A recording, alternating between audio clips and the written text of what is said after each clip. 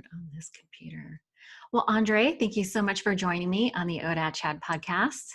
It's my pleasure being here. Thank you Oh, for having me. Yeah, so excited to talk to you. A mutual friend of ours made the introduction, so thank you, Craig Hanley, for introducing me to you. You know, when I was doing my research on who you are and all the work that you do, I was like, oh, holy crap, this guy is so busy. I can't believe all the stuff that you're involved in. I mean, you're a TEDx speaker. You wrote the book, Ambassador of Hope, Turning Poverty and Prison into a Purpose-Driven Life. I saw that you were a Harvard Law School Fellowship recipient. Pretty amazing. So coming from nothing to achieving all these things. Wow. So what I thought we would do is I'll give you about 20, 30 minutes to share your story. And then maybe the second half of the discussion, we'll talk about solutions and ways that people can connect with you and learn from you. How's that? Definitely. I don't know if I need 30 minutes, but we can go through. Whatever. Yeah. I have 1,000 questions to ask you. So I'd rather get to the questions.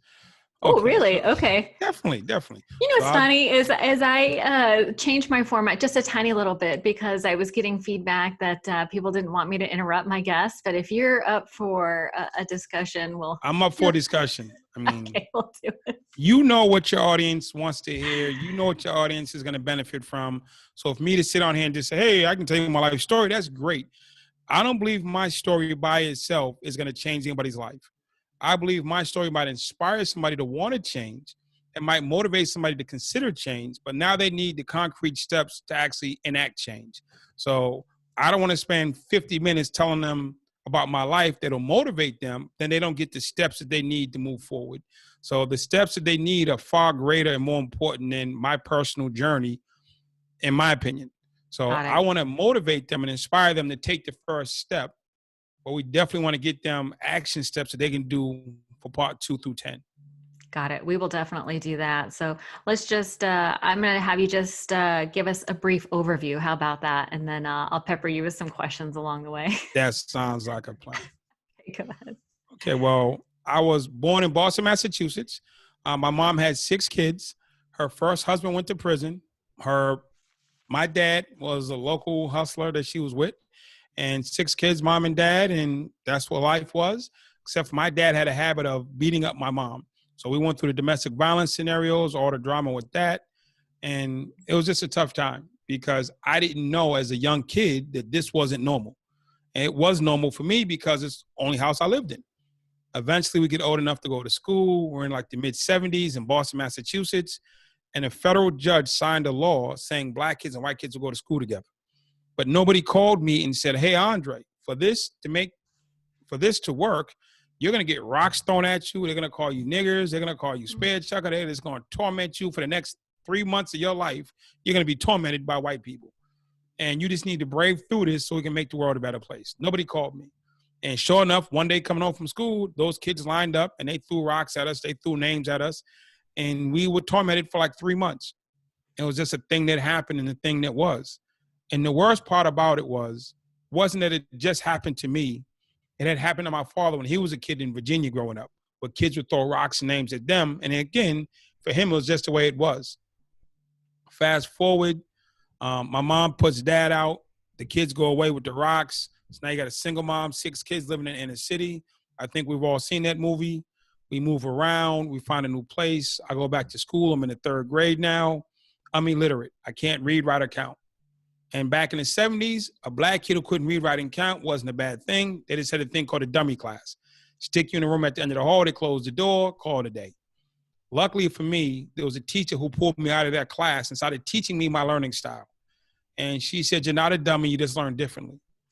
And she took the time to walk me through the tenets of my style of learning. And at the end of that year, she said, just don't let nobody take this from you. Keep going. Middle school, we find out we're poor because we don't have the cool clothes, the designer name stuff. Kids start giving us a hard time. Me and my brothers and my sisters, it's just tough. So for me, a friend of mine suggested we sell weed in the park after school to make money. And I did it not to be cool, to be fashionable, to be tough. I got tired of kids making fun of me. So I sold drugs in the park after school to make money to buy the cool designer clothes. And it worked. I bought the clothes and kids started making fun of me. And the biggest thing that I ever did with any of that money that I made in the park was I could pay for my own lunch. I was a free and reduced lunch kid my whole life. When I could walk through the cafeteria and pay for my own lunch, it was the most empowering thing I've ever done at that age. So now I'm in the street, I'm on this track. Along the way, my sixth grade teacher gave me a trumpet because I was in band. She put me in band, she gave me a trumpet. When it came time to graduate to high school, she came back to me and she told me that I was a gifted musician. I needed to go to a magnet school and not the local school. And I didn't want to go to the magnet school. I want to go where my friends went.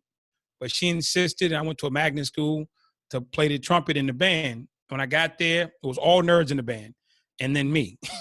So I joined the band. I'm in the band. I'm doing it in the morning. In the afternoon, I hang out with the tough kids. Band kids in the morning, tough kids in the afternoon. Finally, the tough kids challenged me on why do you have this box and what are you doing in band with the nerds? You need to be with us. And they said, hey, either the band or us. And I didn't want to be by myself. I couldn't tell my friends no. And so I quit the band. And I chose my friends, if that's what you want to call them at the time. And I'll tell you, growing up poor was horrible, but people have done it. Growing up without a dad was horrible, but people have done it. Growing up in the inner city is tough, but people have done it. But trying to grow up without a dream, it's not going to happen. Because that dream is the dream is the thing that propels you to where you're going to be and where you're going to go. It's your why for walking away from things. It's your why for working hard. It's your why for everything.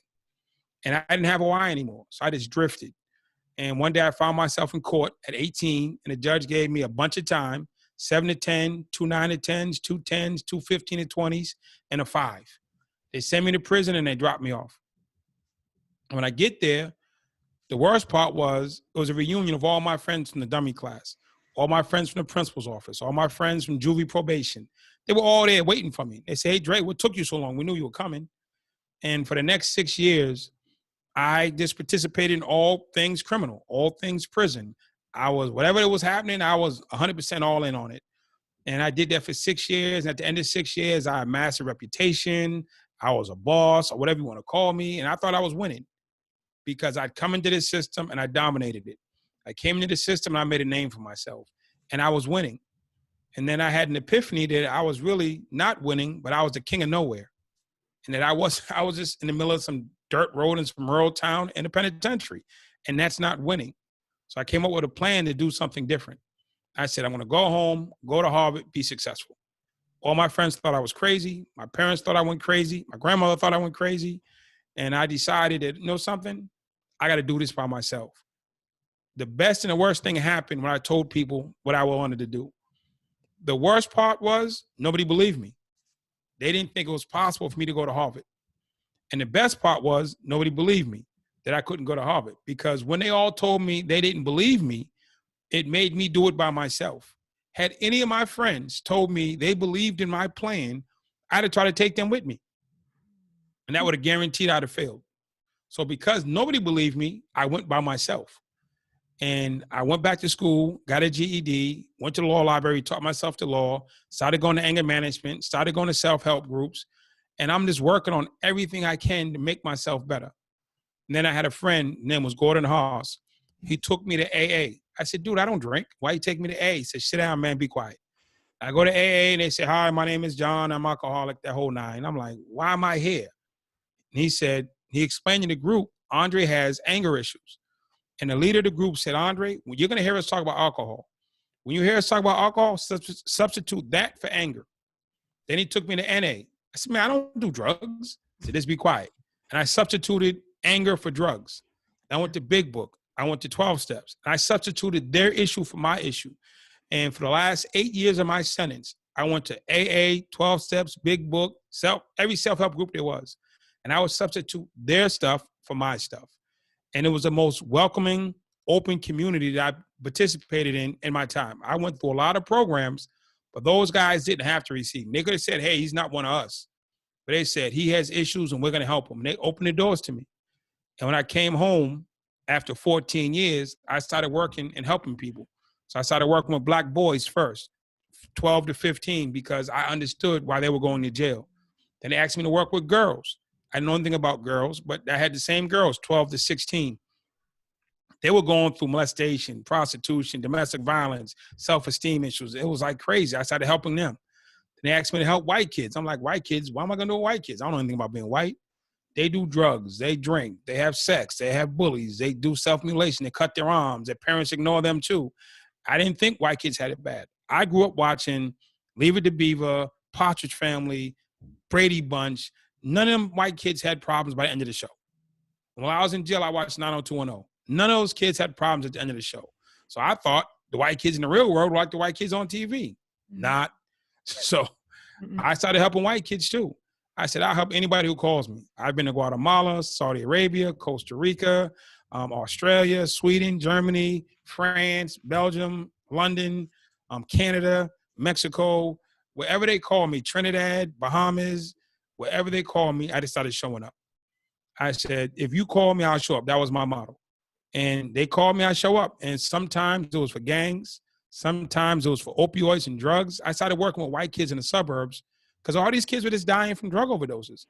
And the problem that I saw was the suburbs were not geared and trained in how to deal with substance abuse. So if you get high in the inner city, there's thousands of people who are addicts before you walking around every day. There are thousands of people in this city who have city jobs, state jobs, county jobs, who've dealt with addictions every day. In the suburbs, the police don't deal with addicts every day. The library doesn't deal with addicts every day. The schools don't deal with addicts every day. There's no self-help group or AA anonymous class down at the local building. So it's like shunned in the suburbs. So if you get high in the suburbs and they find out, they go, shh, they ship you off to Utah for 6 weeks. And you come back and they say you was visiting your aunt. Don't ever say you were getting high. And then you don't have the community support. So these kids are on an island by themselves and it just doubles down on their trauma.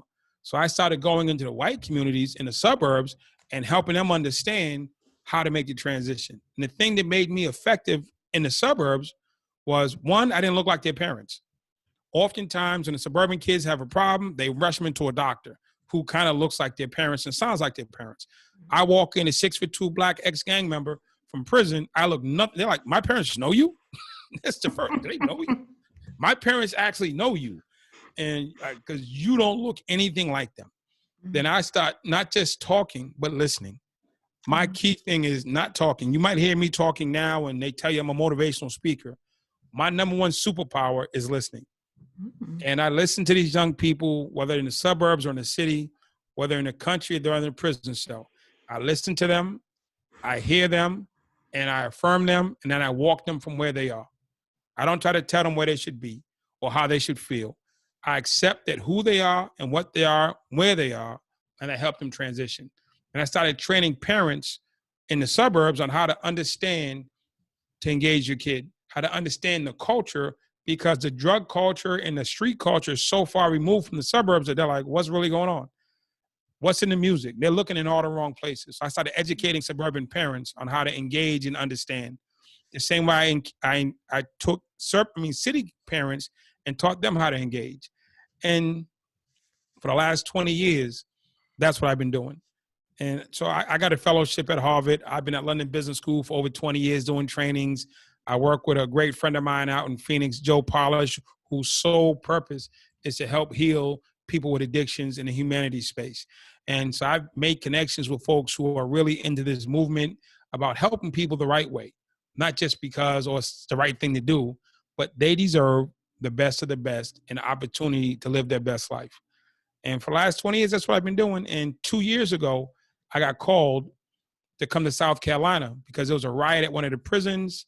7 people got murdered and they needed a solution. And somebody came up with the bright idea that Andre Norman's a solution to the violence problem in the South Carolina prisons. So I came down, I teamed up with the director, of programs and operations, and we've put together a program called the Academy of Hope, and it's designed to reduce violence inside the prisons. And it's been a collaboration between the Department of Corrections, myself, and community agencies to try to make this system better. And that's the objective. And I've been living in South Carolina in the woods next to the prison for like the last 18 months. And it was a good thing when COVID kicked because I was like in a safe zone. But other than that, I mean, we're out here and we just want to help people have the understanding on how they can do and be better. And then George Floyd died. And George Floyd started a whole nother conversation around white, black. Well, where's the white, black conversation? So here we are now. Where black and white, black, we can have a conversation, but how do we actually heal and become one community, one country, going in one direction? Because I believe what ails some of the black communities, white folks have in the suburbs. And what ails the suburban communities, we have answers for in the inner cities. And if we could ever get on one page with clear communication, we could actually help each other and we all would benefit. So that's my story and I'm sticking to it. That was amazing. Did you see me writing furiously? Oh my gosh, I was taking so many notes. Thank you so much for sharing all that. That's an amazing story. Gosh, I hardly know where to start, but one of the things that you talked about, I'm very 12-step oriented. And, there was this old timer in one of the meetings that used to say, it doesn't matter what the problem is. The solution is simple. The solution is, spiritual, and the solution has nothing to do with the problem. It doesn't matter if it's anger, drugs, sex, whatever. The solution is typically the same, about the introspection and doing all that healing work. And when I was doing some research on you, it sounded like you had a mentor that helped guide you. But I'm curious, because where did you come up with this idea of this big dream? Like, where did that come from? Of going to Harvard and doing all that stuff? Where did that come from? My big dream came from, I was in solitary confinement and I came to the understanding that I wanted to go home. That was the first thing. I said, I want to go. It was 6 years in before I said the words, I want to go home. And the first thing that I did is I looked around at all the different groups, the whites, the blacks, the Spanish, the Asians, the kitchen workers, the guys in the church, the guys who played chess, the guys who played checkers. I looked at everybody. And everybody went home and everybody came back. So simply getting free didn't work for people. Mm-hmm. The act of getting free did not work and does not work. 70% of people who get free go back. That's a fact. Those are the stats in the U.S. Department of whoever will tell you 70% of people recidivate, which means go back to jail within 3 years. So getting free doesn't work. So I was able to recognize freedom isn't the way out. And I said, well, who doesn't come to prison? Because free people evidently do. And I said, successful people don't come to prison. I said, well, if I can become successful, I won't go to prison. Now I said, well, where do successful people come from? I deduced college. So I picked a school, and Harvard's the only school I knew the name of. Oh, really? That was the only one you knew of? I had no interaction with any other school other than Harvard. I mean, I used to ride my skateboard in front of them. I'm from Boston. Oh, did you? That's amazing. Okay, so you get this idea, and I love how your mind works, because in some of the other interviews I heard you in, you think differently, right? It's like you had, the stories that you tell about being in the streets and thinking strategically about, I heard you talking about going to different neighborhoods and robbing other people that were outside of your neighborhood. Of course. I mean, you're like strategic about how you've always had like this strategic mind. But it sounds like you had a teacher that saw potential in you. She saw that you were actually smart, but you needed to learn a different way. What was her methodology of teaching you? Two things. Well, Miss Oliver in the third grade, I don't remember her methodology, but she loved me. And her loving me was the way to get my attention, I guess. She put the time in, she put the effort in, she held my hand, she didn't judge me, and I responded. When I was in prison, my first mentor, his name was Natan Schaefer. He was an Orthodox Jewish rabbi. And I happened into his class because there was a guy on my unit getting bullied one time, and I hate bullies. So I stopped him from getting bullied. I stood in, and he thanked me. And I would see him periodically. He would say hi to me. I'd say hi back. He had no understanding I was one of the top bosses in the prison. He was just, I'm the guy that helped him. So fast forward, I'm walking through the program building, and I see Bob. So I go in and say hi to Bob, and he's sitting with the next guy, and he introduces me to Natan. I said, well, what are y'all doing? He said, we're studying. I said, well, can I study with you? And he said, yeah. So I didn't notice the hat or the white shirt or the tefillin or the black suit. That didn't mean anything to me. There was no Jews in my neighborhood. So it definitely wasn't any rabbis. So I just started studying, and I found out through my friends that I was studying with a rabbi. I didn't know what it meant. Funny. What but was he doing in taught me, jail? huh? What was he doing in prison? Was he just coming to teach? he was a rabbi. He was chaplain. So he came in Oh, for the okay. guy that I saved was Jewish. The guy Oh, Bob that I saw from I being see. bullied was Jewish. So Got he it. was going to Jewish services. When I saw him that night, I walked by the door. I said, man, go say hi to Bob. I went in to say hi to Bob just to be polite, and he introduced me to Natan. And Natan Wow. became and is my number one mentor, my number one guy. He taught me Aw. responsibility. He taught me ethics. He taught me servanthood. He taught me accountability, how to give back. And he taught me how to be human. All of my life, I was taught attack, attack, don't cry, attack, no mercy. That was what I was taught. Natan taught me something drastically different. And I appreciate him for teaching me how to be human. Because a lot of times you get a lot of young guys in the inner city or wherever, they're taught attack, attack, attack, don't blink, attack some more. And that's what he taught me. Yeah. And Is he that taught what? me the opposite. Is So that where did all the anger come from? Do you think it was because of all the abuse and trauma that you experienced your whole life, even up to prison? see, this is the thing I want to make clear for folks. It's technically anger, yes. All day it's anger. But in my life and in my time, it's just how I live. Because I grew up in violence, I grew up in trauma, I grew up in not having. So I didn't see myself as anything other than this is who I am, this is what is. So as I'm going through my day, I don't think I'm angry. I think that you're soft. I don't think you're I'm angry. You're soft. you're You're weak. soft. I'm saying you're weak. Everybody Yeah. else is weak in my mind because this is normal. At 2 years old, I'm watching domestic violence. At 8 years old, I'm being stoned by white people. At 12 years old, tortured. So this is normal to me. This Right. isn't abnormal. Abnormal becomes normal in a lot of scenarios. And I walk around, I'm thinking my attitude is normal. Your Right. attitude is abnormal. Why Right. wouldn't you punch somebody in the face? What's wrong with you? Why wouldn't you? Yeah. Yeah, this seems reasonable. Yeah, Okay. see, it is. It was reasonable. It's like it was unreasonable Oh, for you. He did that to you. You didn't smack him. What was you thinking? What's wrong? And if you didn't have that attitude, we thought you were weak, and then you became a victim. okay. Scary. Yeah, I don't think I would have Prisons been. generally are scary. Yeah, I don't think I would have. I don't think I would have done very well. Okay, so 6 years in, and it's like, did something happen? Did you have like a moment of clarity? Or you talked about being in solitary confinement. Was that what you would consider your rock bottom that you decided to turn things around? I wouldn't call it rock bottom. What happened? I was in solitary confinement. I had a situation where I was charged with 2 attempted murders and convicted. They put me in solitary for 2.5 years. And I was in the process of attacking other prisoners. That was my process and that thought that day. But before I could, God spoke to me. And Hmm. God said, Andre, don't do this, life choice. And I was like, God, why are you bothering me? See, all of Hmm. my life, there's been no God.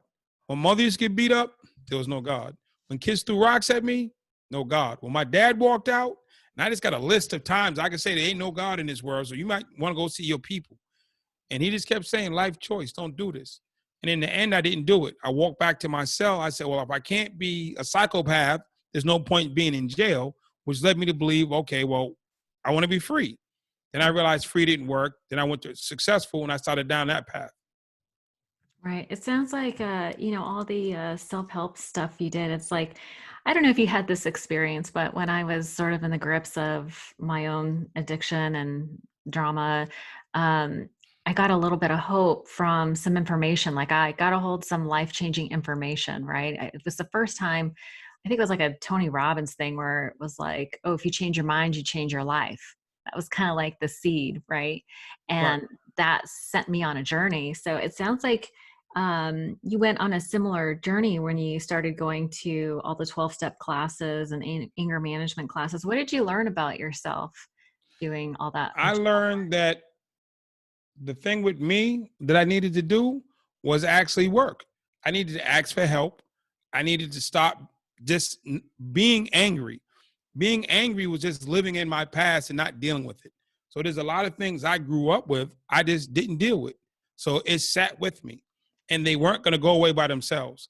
A lot of people are walking around in pain and frustrated and angry and upset, but they're not doing anything about it, but living in it. And it's not going to go away by itself. So I realized by going to these groups that it took work. to get this stuff out of my life. I couldn't wait it out, run it out, or scream it out. I had to actually work it out. I had to do internal work on the things that were ailing and bothering me. And that was the only way this stuff was ever going to leave. Right. So having had that experience and now you're on a mission to help as many people as you can, maybe we can transition into some of like the actionable steps like you were talking about. Like what are some of the things that you teach now to help people maybe who have been to prison and are getting out? What are some of the action steps that you were talking about? My first thing is you have to understand who you are. Before you go to anything else, you have to understand who you are as an individual. Who are you? And once you understand who you are, then you have to understand, okay, how did I get here? Now you understand how I got here. Now understand where do I want to go? Then you get to what do I need to do to get there? And it's stages and steps. It's never just snap your fingers and it is. So it's like my first thing is who am I? I'm Black. I'm in prison. I'm in a gang. I don't read well. My comprehension is bad. My anger is horrible. I just started going down a list of things that I was. Then at the end of that, I said, okay, now where did I come from? I came from a violent home, the inner city. This is where I came from. Now, where do I want to go? I want to go to Harvard. That's where I want to go. Now, how do I get from here to there? I start drafting my plan out. GED, law library, self-help groups, anger management. And those are the stages and steps that I worked on to get from where I was to where I wanted to go. Tell me a little bit more about how you learned to resolve some of that anger that you were carrying around. It's not so much you resolve it, is you come to grips with it. So I can't undo what happened to my mom. I can't undo kids making fun of me. I can't undo being thrown in a dummy class. What I can do is say, it wasn't my fault. It was out of my control. It's in my past, and it doesn't make me who I am. So when I attach the feelings of being in a dummy class or the feelings of being felt less than because I didn't have cool stuff, those are the emotions that kick in, / we call them triggers in treatment. Those are my triggers. So when I say, you know something, I was put in a dummy class, that wasn't my fault. Those are teachers who should have stood up for me. So I'm not going to carry the guilt of their mistake. And we were poor. We were on a free lunch list. That was horrible.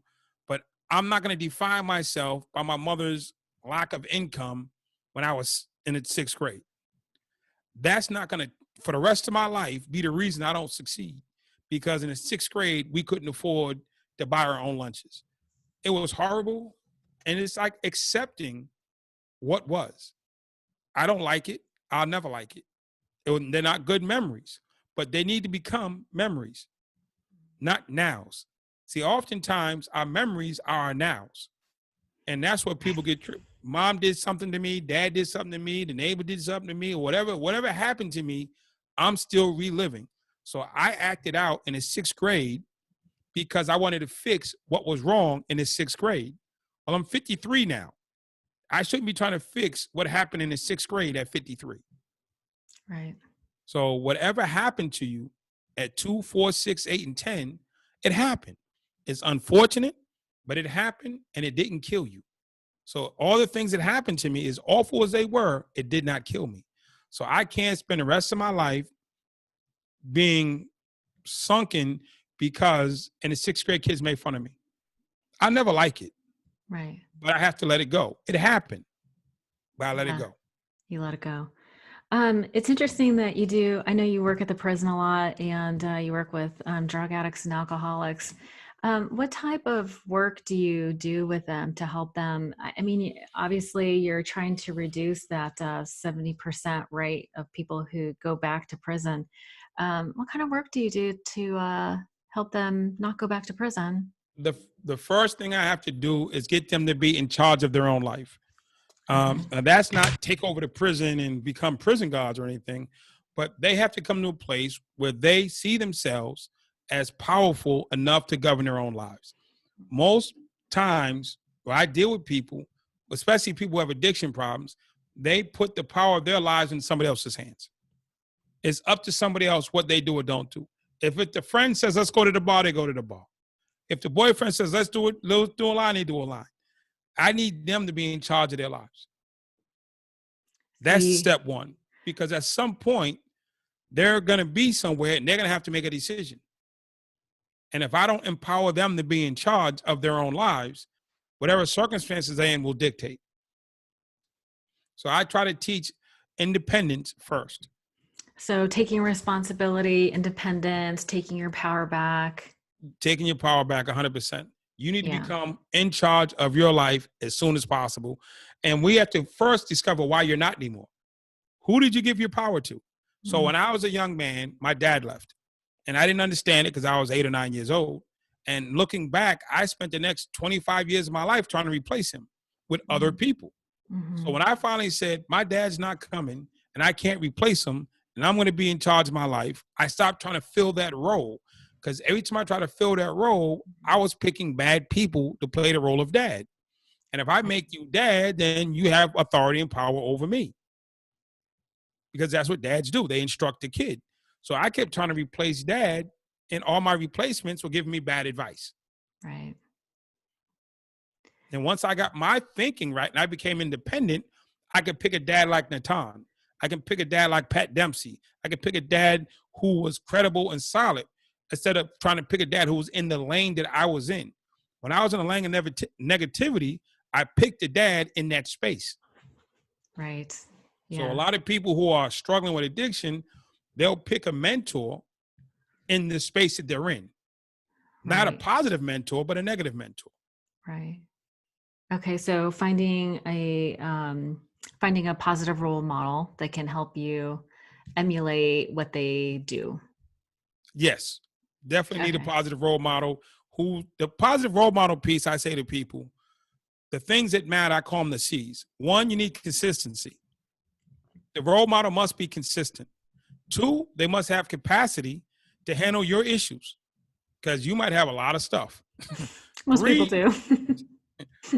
So capacity, consistency, they must care about you. They must care about you. Four, they need to be competent. You don't want any incompetent people trying to govern your life. And five, they need to have courage because they need to help you fight through a lot of stuff. The last C, which I don't even count, is color. I don't care if you're my color or not. People put color at the top of the list, and I think it should be not even on the list. If you care, capacity, caring, courage, and that's all that matters. If you happen to be the same color, cool. But if you're not, it's okay. Because my top two mentors, one's an Orthodox Jewish rabbi, the other's a Catholic volunteer. Both white, both from the suburbs. But I don't need to learn how to be black. I don't need to learn how to be cool. Yeah.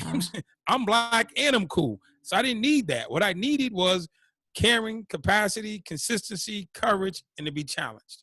It's amazing how your values changed, right? It was all you went from like, it sounded like you went from like external validation to valuing things that can't be seen, like caring, just even having a teacher at such a young age who demonstrated love. I mean, love really is the answer. All day. But as you're looking for your person, I had a guy I work with. I was in Phoenix and I got called to say, Andre, there's a family, there's a son, he's on drugs, he needs help. So the people I was working with, it's covered. Everything's paid. I called the father. I said, listen, I got your information and this is my name. This is what I do. I'm going to fly to California. I'm going to help you for free. I'm going to go out. I'm going to find your son. We're going to get him in treatment. And the father was like, we're suburban, rich white people out in the enclave, far away from black folks. Nothing against you, but we live out here in a zip code that's just us. And I don't understand how you, the ex-gang member, ex-prisoner, is going to come to this neighborhood and find my son and convince him to go to treatment. We're going back and forth, and he's asking a ton of questions. It's telling me that he's just not getting it. I said, listen, I'm in Phoenix. You're in LA. You're a 45-minute flight away. I can be there. I can get it done. We'll make it happen. It's free. Yeah. Plane, free. Yeah. You don't need a hotel? No. You don't need any information? No. Just give me his name and tell me where you usually hang out, and I'll take it from there. And you're not going to charge me? No. He couldn't understand what I was offering. It didn't make sense in his head. So he told me, let's Right. do it next week. Let's do it next week. I'm like, no, I'm already in Phoenix. I live in Atlanta. It's easier for me to do it now. It turned into next week. So that Friday said next week. I said, fine. I'll fly back next week. His son OD'd that Sunday And died? and died. Oh, And the main thing is, I love the dad. I'm not mad at the dad. I say he couldn't understand Black ex-gang member, outreach worker, going to find his son in a suburban town and get him the treatment for free. Had I said it's going to cost you 15 grand, I need a round trip ticket on Delta, I need a room at the Marriott Marquis, I need this rental from Mavis, and I'm going to charge you this amount of money. He'd have said, oh yeah, checked all the boxes and said go. I wasn't speaking his language. The lesson I learned from that is I need to speak the language of the people I'm trying to help. Meet people where Instead they're of at. instead of telling him accept the help, I need to present myself better as the help. Got it. Oh my gosh, you must have learned so much about helping people over 20 years. 28. The last 8 years of my sentence count too. Yes, they do. Oh my goodness. That was a PhD class. Piled high and deep. Buried high and deep. Very deep. Oh my goodness.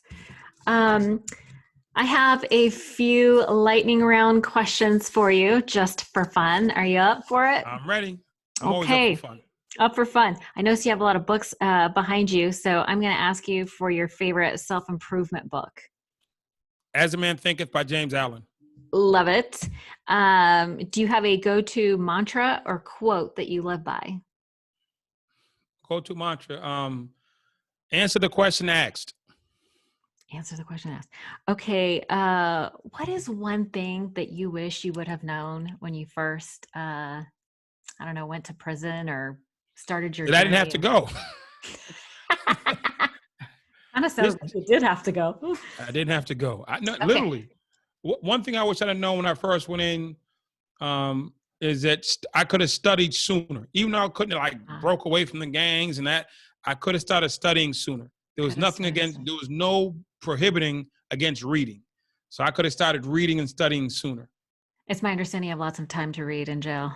No, you don't. Oh, you don't? In theory, you do.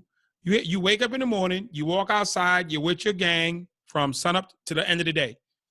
And then, so from like 7 a.m.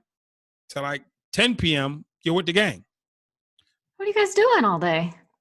I mean, whether it's we're working out, we're selling drugs, we're fighting people, we're plotting and scheming, you're with them. Okay. And it's like nobody's reading. Go back to high school. When you go out the door, you're with your friends all day. Got it. And you did what they did. And I could have made time for reading. I just didn't. Right. So even though I wouldn't have been able to go solo, I definitely could have read more. Yeah. How hard was it to break away from your gang while in prison still? You don't break away. You just distance yourself. You start doing things that benefit you. You don't do things that put yourself in risk. So I still know everybody I know from before. You do? I'm quite sure you know some people who are still in the streets or still in the life who aren't doing well. You don't unknow people. You just fix your own life. Yeah. And you hope that encourages them. Yeah. Tell me something. Do you have like a, since my focus is typically on recovery from drugs and alcohol, I ask people if they have like a self-care routine. Do you have like a self-care routine, a morning routine that you? My morning routine, I wake up in the morning. The first thing I do is I ask myself, who can I help today? That's my morning routine. It can't be about me. It has to be about somebody else or something else. What can I do today to help somebody or to help some cause or to help something? And that gives me I will get to me. By default, I will get to me. But I stop my day with external. Who can I help? Who needs my help? Because when it's me, I can say, I'll get to it later. You know something? Right. I'm going to do it later. I mean, I don't have to do it right now. I can forgive myself. But if I'm obligated to you, then I have to show up. Like I was doing stuff. I said, I got to be home by 3:30 to do the Zoom. If it was a Zoom just for me, whatever I was doing, I'd have kept doing, I'd have kicked it back to 6 o'clock and it never would have happened. Right. So it's like, what can I do to help somebody else? So today, if nothing else, I'm doing this Zoom to try to spread information and inspiration that you can do and be better. So if this is my one thing for the day, Let's go. You win. Yes, absolutely. Yeah, you're going to help a lot of people. I mean, there's so many people that listen to the podcast that have, been in and out of jail or prison, and they're trying to rebuild their self-esteem and get their life together. And I'm sure some of them are going to want to get a hold of you. And I know that you have can we talk a little bit about I know you have this amazing book out, but you also have a program that's on your website. Can you tell me a little bit about Unlock Your Life and who it's for? Unlock Your Life is for, I'll tell you where I got the name from first. Okay. It's not from jail. I'll tell you what it's about. Unlock Your Life is about freeing yourself from your past. Oh, I like that. That's what it is. I mean, a lot of us are stuck in our past, and we will tell you everything that didn't work and everything that went wrong and everything that went off the rails. I had the story. I grew up in the hood. I was on free lunch. Kids made fun of me. My dad wasn't there. I mean, I'm locked into that story. Yeah. And I just I give you all my dad, my mom, my sister was an addict, and my brother drank too much, and I'm locked into a story. Mm-hmm. Unlock the story and let it go. Yeah. Then build a life on the now. It's the thing I tell people. You have to let go of your yesterday. Mm-hmm. See, there's nobody's holding me in my yesterday except for me. I'm holding myself in the 14-year-old kid who didn't fit in. I'm holding myself into the 21-year-old person who didn't fit in. I'm holding myself into the 10-year-old person who saw the trauma. No, I don't have to. It happened, but I don't have to hold on to it. Do you feel like getting that love and validation from your mentors help you to let it go? Like they were like, yeah, it happened. It was real. It sucks. Like they validated your feelings so you could let it go. It's always helpful to have collaborators and people who feed into you now. If you have that, that's great. Yeah. If you don't have that readily available to you, it's not an excuse to hold on to. It is not. I mean, I know my sister, letting go of her past was hard. She blamed her boyfriend for the longest time for her addiction. And then lo and behold, we got her boyfriend off of drugs. And it was like, oops, it wasn't him. Right. We got him clean and she didn't go right behind him. It was like, oops. That awkward moment where you realize but for you're 30 years, it was his fault. Right. And collectively, the family blamed him for her addiction. Yeah. Because it was easy. Let's blame him. But when we got him clean and she didn't go immediately behind him, it was like, oops.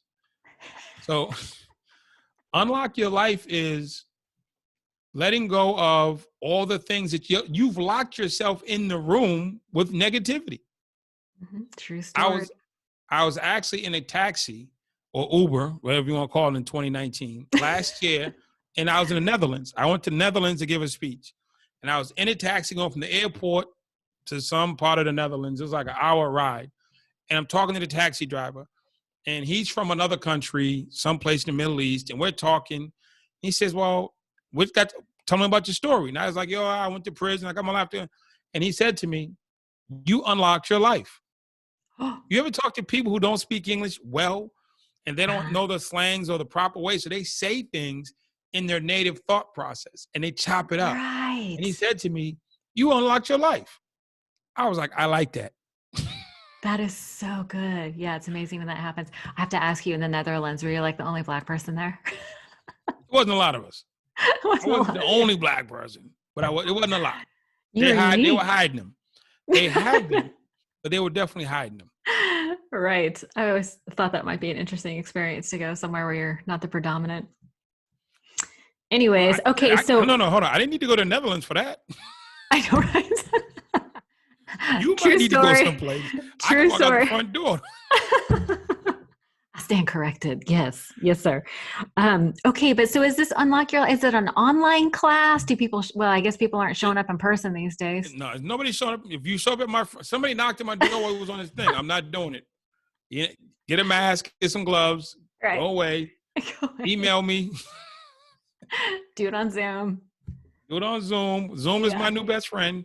But Unlock Your Life is something we create for people in need, whether it's a company or a family, if it's a community or a city agency, city government. We come and we create it. I don't sell cans. Nothing that I sell comes in a can. Okay, If so you want it's not something, like it's a designed for you. wow. It I must be custom build everything. got I'm it. a licensed baker. I have a culinary arts degree and I bake from scratch. So That I don't is do nothing against Betty Crocker. I grew up on Betty Crocker. I make stuff from scratch you because are an everybody's different. artist. Yes. Everybody's different. Everybody has a Yeah. different set of issues. Yeah. You might have issues with your mom, but it was for one reason. I got issues with my mom. It was a different reason. So I don't say one size fits all. Hmm. So I don't have like this cookie cutter cartwheel thing that just cranks itself out. I don't have an online course or a coaching program. If you want Andre to work with you, it's going to be with you, and it's going Wow. to Got it. be designed for you. Hmm. There might be some tenets that I've used before, but I'm coming and sitting down and I'm listening to you and your problems. I'm not saying, hey, does this fit? Try this. No. Right. Yeah. No, I like that. As you said in the beginning, that listening is your superpower, which I think is a skill that is rare, but so precious. So, um, lucky you. And there's lots of people who want to talk. So, Oh, I mean, now you can wear me out talking to me. I'm not doing, I'll make you say what you need to say. You're not just going to hold me hostage. I'm saying right. you just Oh, can't sit here and just like, oh, I'm going to talk for 3 hours and he's going to listen. No, mm. I'm going to help direct the conversation. Otherwise, It we'll be here for never like 9 hours. occurred to me. It never occurred to me for 1 second that you weren't in control of a conversation. Yeah, we'll navigate the conversation because we have to get to a place of getting to a resolution. Right. Yeah. Some Let's make people are some. great at talking about the problem, No, no, no, no. Nobody cares about that. but some people are great at explaining the problem. Well, and I think that is the problem, right? It's like you don't get to the light by further investigation or endless investigation of the darkness, right? Let's get to the light. Exactly. So Yeah. do you want my help to get better, or you want my help for you to tell this story again? Yeah, I'm not into that either. That's a serious Drano on my brain. I don't like it. Well, Andre, listen, thank you so much for your time. I really appreciate you coming on the Oh, podcast and talking to me about all this stuff. I think it'll be a great benefit to my listeners. And I will definitely leave links to your website. Is the best place to reach you at andrenorman.com, or is there that is. another? My Instagram is at andrenorman.com or Facebook is Andre Norman. It's all the same. It's all the They go same. to Yeah. Facebook, Instagram, website. Or LinkedIn, whatever works for them works for me. You I are just want to available. say for your folks before I go, Mm-hmm. this conversation isn't inclusive of everything. This conversation is just a conversation about we care about you. And we know that it's hard out there. We know that you're struggling. Doesn't matter what you look like. It doesn't matter what you're driving. You never know what somebody's going through, I learned. And we just want to let you know that somebody cares. There's two somebody's here and there's more somebody's, and you got to give us a chance. You just got to give us a chance. You don't have to do this by yourself. You don't have to try to push your way or muscle your way through it. Don't try like, I got it covered. No, you have help, access and use your help. That's what allowed me to change my life around when I started accessing and using the help that was available to me, regardless if it looked like me or sounded like me. If it was credible and it was caring, it was consistent, and it was challenging, I was on board. And we just want you to be healthy. And don't take for granted your health or your state of mind for today because something's coming tomorrow that's going to push against you. So today's the day that you plan for tomorrow. And today's the day that you say, no, something, I feel good today. Well, let me reinvest in myself. I feel good today. Let me share it with somebody else. And the more people you share this with, the better you become and the stronger you become because you build your own network of people who can be there to help you. Because everybody that you help has the capacity to be there when you need help. So just know that you're loved. We Those are the appreciate you. facts. Yes. That's what they say in the penitentiary. Facts. Oh, Say is that what less they and say? facts. Yeah, they say facts. Oh, I didn't know that. Oh, I feel so hip all of a sudden. So we love you. Never go it alone. That's right. Don't try to brave the wind by yourself. We're here for you. And regardless if we talked about your topic or not, we're talking to you right now. And you matter. We care about you. We want you to be healthy. Reach out, if not to us, to somebody, and give us a chance to help you have a better life. And we want to see you live your best life. Amen. That is amazing. Thank you so much, Andre. I look You're forward to welcome. speaking with you again. Thanks so Or much. send me the link when we go live so I can share it with my friends. Absolutely. Yeah. I can't wait. I will absolutely send it out. Thanks so much. Let me just put this on pause.